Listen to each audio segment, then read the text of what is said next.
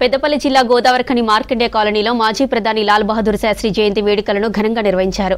Near and dear friendly organisation ఆధ్వర్యంలో ఈ కార్యక్రమాన్ని నిర్వహించారు. శాస్త్రి చిత్రపటానికి పూలమాల వేసి నివాళులర్పించారు నాయకులు, యూట్యూబ్ కళాకారులు. దేశ స్వాతంత్ర్యం కోసం శాస్త్రి చేసిన సేవలను గుర్తు చేసుకున్నారు. జై జవాన్ జై కిసాన్ అని నినాదాలు చేశారు. లాల్ బహదూర్ శాస్త్రి ఆశయ సాధన కోసం ప్రతి ఒక్కరూ కృషి చేయాలన్నారు నేతలు.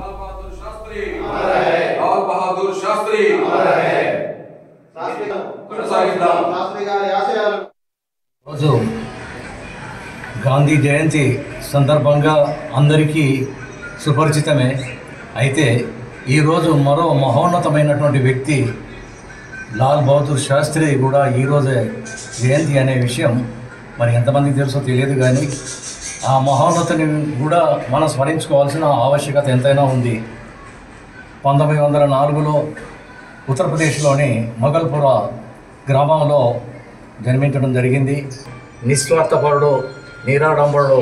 ఆయన ఒక మనకు ఉన్నతమైనటువంటి స్లోగన్ను మనకు ఇచ్చాడు, జై జవాన్ జై కిసాన్. అంటే దేశానికి ఒక రైతు, ఒక సైనికుడు ఉంటే దేశం బాగుపడుతుందనే సంతోషంతో ఆయన స్లోగన్ మనకు అందించాడు.